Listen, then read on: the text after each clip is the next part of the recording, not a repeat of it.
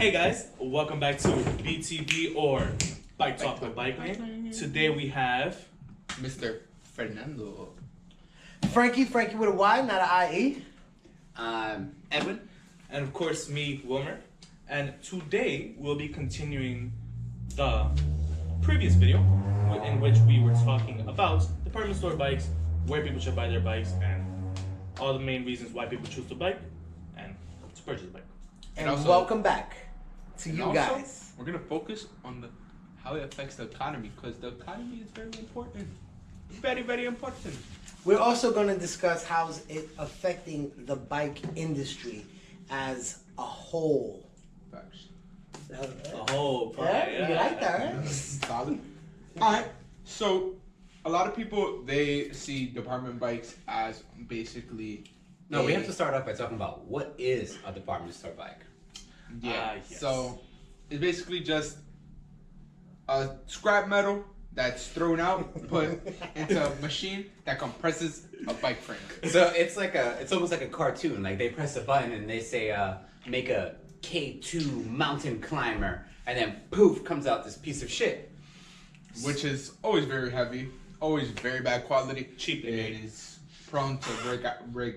Wow, I can actually imagine it. We want to draw this picture real quick? So imagine one side of the machine, you're dropping a bunch of soda cans and like pencils inside. And then it's on a conveyor belt going. Yeah. And then you press the button as it is pumping them out. Oh, yeah. And it's just, that's the quality that people ride. So it's super shitty materials that are the frame, the tires, the brake pads, Brake ball. rims, handlebars that I've seen just bend into big L's just from riding, from Feels normal riding. We like to call them the tanks Oh yeah. when they come around. Reason we do call them that is because, as we just said, that they're made of cheap metal, cheap steel. So that heavy material. heavy material comes out really heavy, and of course all the other parts very cheaply made can break easily. So break easily meaning like you can kill yourself. Hurt yourself really badly. You can be going down a hill and one of your brake pads just shoot off because they're made out of plastic and not rubber. Can be going down this hill one more time, go to squeeze on that brake, boop, it snaps. Oh Stop. man, the brake levers that break all the time. Oh my gosh. Those are mostly the plastic ones that come on every single Walmart or just department store bike in general. They always have a plastic base to hold onto the bike handlebar. So that is one of the main reasons why. Not one of the main reasons, but one of the very huge reasons why a lot of people are getting injured on very cheap made bikes. So we especially can all those. agree that department store bikes equals death. Yes, but we also forgot to talk about that it's also e-bikes now. These Yeah. things are so Oh my fast, and then you can't even stop these freaking tankers when they're going down the street because the brake pads don't work. They don't do their actual job. And it blows my mind how these low quality manufacturing companies will make a product knowing that somebody is gonna get hurt.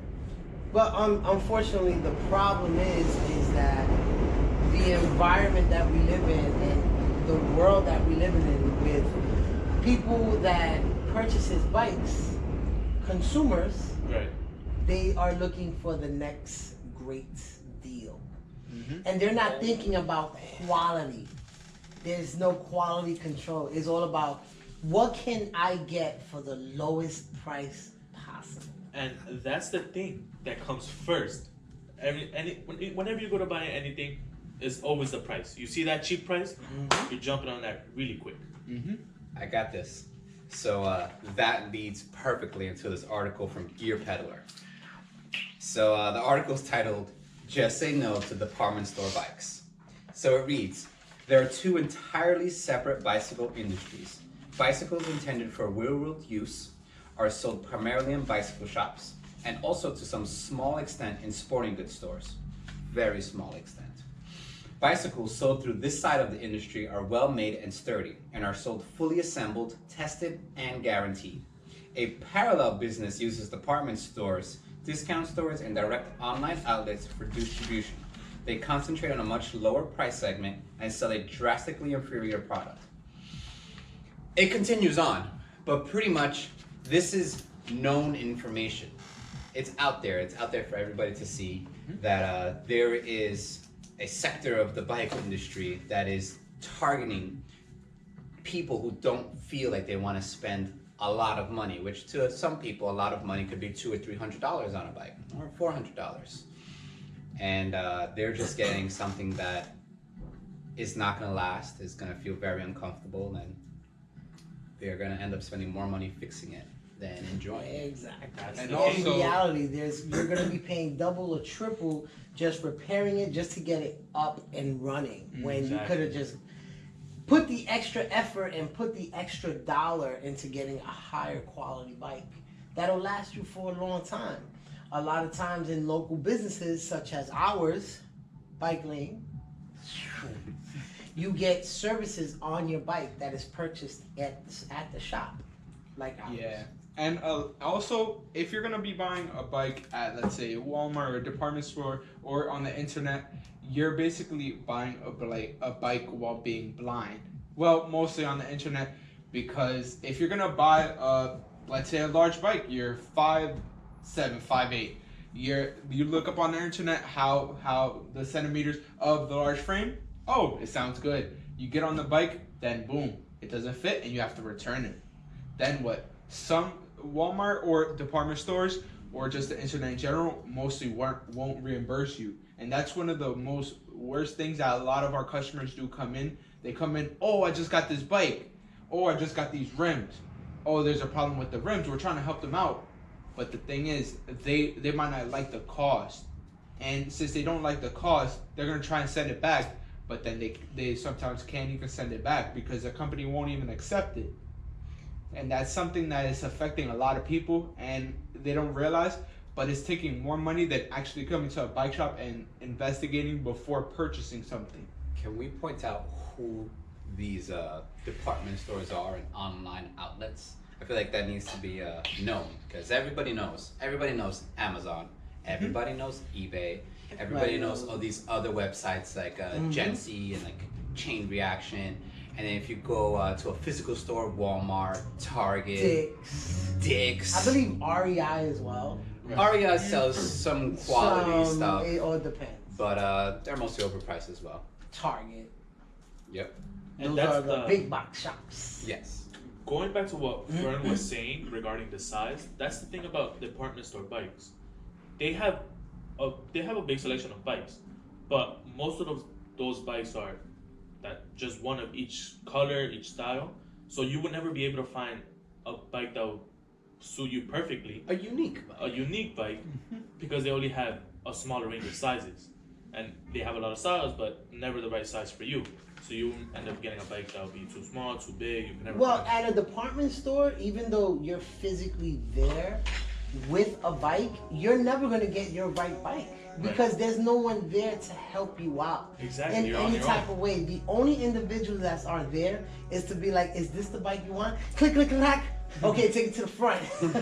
And That's also, it. Yeah. I've been noticing a lot of department store bikes, they do come with like a little tag that says $99.99, and then it has some information, but the information kind of misleads the bike, because it says, let's say I've seen this on a couple of YouTube videos where someone is testing a Walmart mountain bike, but on some stickers it says not for mountain use. Oh, but it'll have other stickers that'll say like downhill ready, Yeah. or Oh my mountain gosh. bike, or dirt jumping. So they're misleading the public. Absolutely. And people are falling for it just because of the low price. They're being targeted. Yeah. Mhm. And that's just feeding them this, feeding their energy of just producing those bikes, and it's also kind of ruining the kind of It's spotlight ruining on their bike shops. experience as well with the kind of biking they want to do. Just recently we had a customer, very nice customer, I'm not going to give no names to anybody, but he bought himself like a downhill bike, and he got it for a beginning entry level. Unfortunately, he went to Was the it wrong blue? spot. It was a shiny blue. Oh, And it was a really nice guy. I love this guy, and we talked about this. So I'm not gonna say his name, but we did mention the fact that the type of bike it is. I already pinpointed out to him, and he knew. Like, he was like, yeah, it's from Walmart. He just wants to try something out. And unfortunately, Yeah, and unfortunately, he's not going to get the great experience he should because God forbid he actually takes that thing going downhill, and something happens where it doesn't hold together or it just gets fucked up. Just Excuse falls my apart. language. You know what I mean? And something about riding Walmart bikes. I mean, I've ridden Walmart bikes, and I've never really liked the experience just because if you go even over a curb, like if you try to hop over the curb, you'll just hear so much combustional engines just go ting ting ting ting ting. That's the whole bike just shaking and vibrating, loosening all its parts, and that just tells you the quality of the It's bike. super low. It just is disgusting. Because why would someone put shame on bigger companies like Cannondale, Giant? We do have some great people at Giant, by the way. Yeah, so why would people put some shame on those companies that are actually trying to better people's lives with these bad bikes that are just hurting people? All right, so let's talk about how they do it. Let's talk about the manufacturing side then. So let's talk about Giant. Since Giant owns their own factories, their factories happen to be in Taiwan. That's where most cheap labor is nowadays, and a lot of companies are actually moving their companies out of China and Taiwan because of the tariffs that have been imposed, which is now 25% extra on tax all bikes. on all bikes and any steel products coming in from China. I'm pretty sure not a lot of people think about it, but they go, "Oh man, look, that price of that bike went up. Oh, whatever." Or the price of I don't know, what else you buy that has steel in it? That's basically taxes on anything that's getting Yeah. imported. Yeah, and Yeah. Just to give also you a heads up. also when people get these bikes shipped to them, they always order the bike with the conscience of, oh, I'm gonna get in the box, it's already gonna be pre-assembled, I just have to put on the wheels and put on some bars. But then they end up coming back to their bike shop and wanting to get it built and having to pay almost either the amount that they paid for the bike or a little bit less, and it's kind of like what's up with that? I'm supposed to order a bike and I'm supposed to be able to ride it, but it shows you that a lot of people should be going to bike shops and seeing what their options are before going to Walmart or doing anything like that. Well, that's a good thing that you mentioned that because there are websites they offer to have the bike assembled for you. But if you pay attention, you'll be paying double from the original price that you'll be paying. So if you pay $500 for a bike, there are certain websites that'll say, yeah, we can have it Amazon. assembled for you, but it'll be $100 and something on top of the original $500. And it's like when people bring their unassembled bikes here or the whole box, right? Right. And we give them the best price around, obviously, because we do nothing but inexpensive and high quality. High performance. Bam. And we give them the most lowest price possible. They look at us crazy, and it's so easy and convenient for be like, yeah, I'll pay $150 extra. It's okay. Click, click, click. But you're coming over here complaining to us, and we giving you the best price, the best service around. That kind of sucks, and that actually takes away from the experience of actually getting a high quality bike at your local bike shop. So the quality isn't high for these department store bikes because of the manufacturing side. So the manufacturing side is companies that aren't real companies. So if you're into manufacturing, you know that it's a pretty simple, straightforward process. If you already have a mold, you have all the parts, you have your connects that you can call. So there's a lot of people now that are making up fake companies. So a legitimate company will have a business plan. They'll have a backup for their backup. They'll have insurance policies that have warranty. So any Amazon, eBay, some department store bikes, they have no sort of company that you can call, say, hey, my product just broke. I need a new one. So if you go on Amazon, for example, which is the most relatable thing to a lot of people, I just bought this electric scooter, electric bike, or this full-size bike. It just has a weird name on it. It says Component. That's the name of it. You look up Component, there is no such company called Component. It's just a manufacturing company that made this bike, pushed a product out, threw it into the US market and said, let's see if it works. And it works because they price them so low because they make them out of soda cans that people buy them. And if people keep buying them, they will keep producing them. If they keep producing them, everything's just gonna snowball into a lot of shitty bikes riding around New York City and in any big city, because it's mostly the city people that ride low quality bikes. And that's gonna flood the market with nothing, because then you have no economy, no market in your local economy. There is no local economy. You have bike shops that can't sell you bikes, so you have nothing, no tax money flourishing around your neighborhood, nothing being replenished, and your streets have potholes because you keep buying on Amazon, and Amazon pays no taxes. Ask Jeff Bezos. Yeah. Look it up. And also, if one of you guys that are watching our video right now, if you guys are new to cycling and you guys are trying to get into cycling, most department stores, they usually get everyone with the low price, low deal, whatever, the clearance sale. They always hit you with that, but you always have to look behind that. Read between the lines. Yeah, because there's always a catch to the price tag or to the bike. So I would definitely recommend the research is always one of the most important things that you should do. You can always look up different articles in magazines, websites. Rename some. I'm actually going to give you a website right now and a really dope article that you guys should look into. Before I do, I'm going to let everybody know to like, comment, and subscribe. Let us know how are you feeling about the episode for today. How are you feeling with the vibes and all of our topics? It's very much appreciated.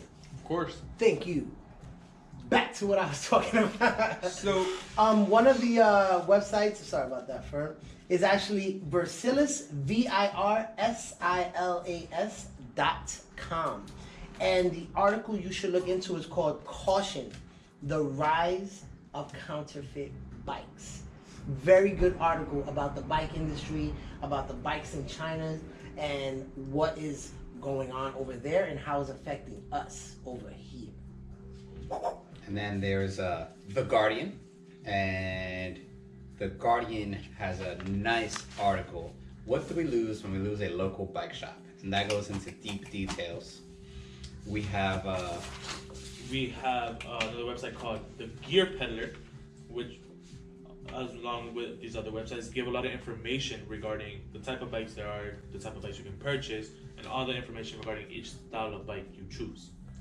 and as I was just saying about bikes on the internet, the Chicago Bike Blog does get very, very in-depth with that. They let you know what's up with online bikes, what's up with Target and their deals, and what's up with all department stores. So, and as a whole, I definitely recommend that you guys should check out these websites, not just of the information that we're giving you. They also have a bunch of other articles that do go into more depth. So if you guys are trying to continue to do your research, you can always check out the websites that we gave you. That will not be a problem. And if you guys do want some more info, You can always pass on by to the shop. You could come on by every day Except for Wednesday. There's also a Bicycle Retailer magazine and the National Bicycle Dealer Association that you guys can check out.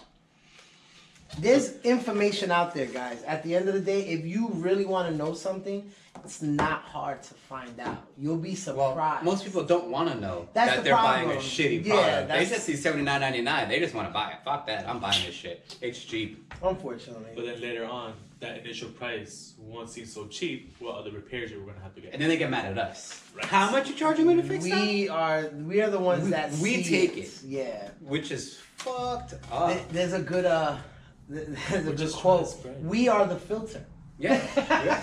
We are. We are the filter for people that just don't get it. So we should let everybody know that we made this podcast not to get famous or to get a paycheck. We made it to spread knowledge. Nobody knows or thinks about. When you come in here, all you hear is Frankie, Fernando, Wilmer, or myself just trying to spread knowledge, just trying to teach people like this is what you should be doing.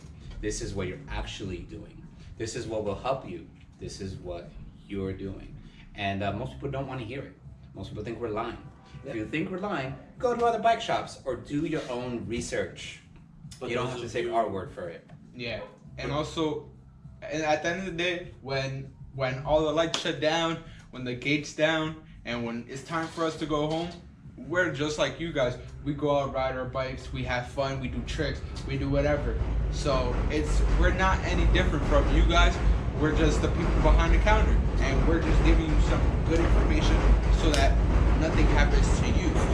So in reality, we're. Well, I have to interject. I think we're a lot different because all four of us and the people that are around us, we do our due diligence, and we do take our time to get the type of quality bike and to do the type of riding that we want to do.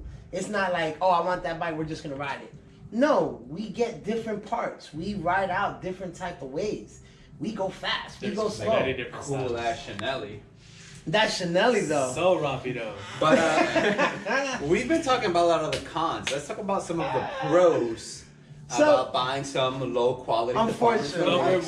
The number one pro What's one is that cheap price. You saving the monies. You saving the money. Initially. That's fine. Initially, of course. Initially. That's definitely a pro. Also, another pro I would like to throw out is that even though you're getting a cheapy choppy bike, at least that puts the butt on the saddle per se. It gets you on a bike. Absolutely. And you know what? It's a good thing. I like those individuals that get those cheap, messed up, downgrade, low quality type of bikes. Because when you get on one of those and then you actually get fitted with a good bike, oh my God! it's like night and day. I gotta share it. My cousin came in and bought a bike the other day. Oh, hi. She was telling me that she had her bike that she didn't even know how to use her gears, and it was a mountain bike with big fat tires, and she was riding this thing around, hating life. And then she recently bought a bike. Congratulations, by the way.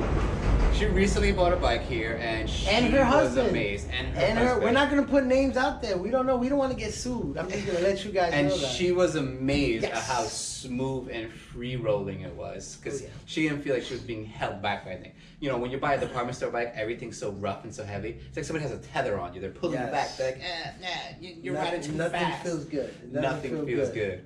And this goes back to the experience that we provide here at a bike shop. Yep. Because we run through everything, all the information you would need to know regarding that bike or any style of bike. We always fill you in with the different things you can do with that bike. Of course, the difference in the sizes of the bike, which size would be good for you, and of course, which one will suit the style of riding you are planning on doing. Which is the most important, because you're not gonna want to commute with a mountain bike that you buy at Toys R Us or Walmart. Oh, Toys R Us is gone. Oh yeah. They couldn't compete with Walmart. Stop. They're all taking each other out. They're trying to take us out too. That's my childhood, though. All right, I got another pro. We should all sing the Toys R Us song. I don't even know that. All right, another pro. Another pro is that you can care less about your bike. You can leave this thing out in the rain. Yeah. You could throw it into your porch. You could stick it in the garage and let it get snowed on. And you're like, whatever. I would have paid $50. It was $79.99. Yeah, it was So, given to me. There's a lot of people that they're not into biking. So into biking is not part of their lifestyle yet. So they just buy a bike just as a weekend thing. Like, yeah, maybe I'll go biking. Just like I bought these tennis rackets, so maybe I could play some tennis. So it's the same thing with a bike. So they can care less what they do with it. So that's kind of a pro. You don't have to care too much about your shitty bike. That's a pretty decent pro. And also, not just that. I mean, a Walmart bike is pretty bad, but also a lot of people, they just want to basically get on the road. Maybe it's just to go to work just because your job is around the corner or it's a couple of blocks away. You don't want to spend extra money on gas or get any parking tickets. So that is a pro. You don't have to wait for no cars to get out the way. So in reality, you are saving a bit of change, like maybe $30 a month. But on that, it does help for exercising if you guys are trying to ride. It's just good for your health. yeah, It gets you on a bike at the end of the day. some fresh air in your And nostrils. of course, good for the planet. Because global warming is real. Yes. There's an article on strongtowns.org that's strong. Like you? Let me see. No. Nah, show him at home. That is a strongtown.org, which bad bikes and low quality bikes it actually encourages business success. Because when your cheapo, low quality, low price bikes are messed up, who's the one are here to fix it? We are. We are. We are. So at the end of the day, when you go to the big businesses, the big department stores, the online shops, and you get a cheapy choppity bike, we're the ones that's gonna be here to fix it. So at the end of the day, it's like almost like a circle. It comes full circles because Right. while you keep getting those, we're gonna still be here to fix it at the end of the day. And if it's not us, then it's other people out there. And if you don't support your local businesses, it doesn't matter what type of business it is, in a couple of years they won't be there because Yep. there's big department stores and the internet is targeting you so that you don't have to leave your house. The Exactly. convenience is a tool for you to spend money with them. So they're using that to their advantage so that you don't support your local businesses. And then Jamaica Avenue, Woodhaven Boulevard, Astoria Boulevard, whatever boulevard you're on will have empty storefronts and you will have nowhere that you can physically go to if you don't support your local businesses. No one's gonna be able to help you out, answer your questions. Your kids won't be able to get a job. Yeah. Your cousin won't be able to get a job. You'll be working Very in true. a factory somewhere packing boxes Very for true. Amazon because they're trying to take over the world. Full circle. Full circle. Yep, 100%. And think about it. Everybody thinks that online is just all convenience, correct? Which is But- how they get you. Right, and it's understandable. But what about the convenience with the individuals in your community? It's almost time to go. Oh, snap. So what about the convenience with the consumers in the community within the vicinity? We're convenient to a lot of our customers. So what if we're not here? What are you gonna do? You're gonna go up to They're gonna another call shop. Amazon like, hey Amazon, can you fix my derailleur? Oh, no, exactly. What? So What do then you you're gonna wanna have to travel farther for another bike shop, and maybe you know of another bike shop and you don't like the experience, but you have no choice. So and then you gotta go farther to. It's an inconvenience to you guys at the end of the day. If that's what y'all want to do, you could do it, but you know, No. I recommend it, but I would have recommended it. All right. So I feel like we covered the majority of the I think it's information good. that we should share or can share. There is a lot to share on this topic, and And we're gonna continue sharing it. and you guys need to do your research at home before you buy anything. Don't just look up a brand. Look up where it's coming from, who's making it, and why they're making it. So there's literally people that just want to rob you. We're Yeah. not here to rob you. We're here to spread love and spread knowledge. I help you out. And you can always come and ask us. You can leave a comment. You can leave questions. You could come into the shop if you're not too far away or whatever. And we'll be happy to answer any and all questions. There will be subjects and there'll be times where we'll have some Q&A. If we gather enough Q&A, we will answer those questions for you. Definitely don't shy away from From coming. But other than that, this would be the end of it, guys. This is Bike Talk with Bikelane. Part and two. Tune in This to is part a three. wrap up of part 2. Next part will be part 3, the last and final part. And The last and final part of Of this topic. Yeah, this topic. Sorry. Wow. Bye guys. Thank Good you. job, guys. Thank you for watching. Boom. Well, it's still going. That's Fern.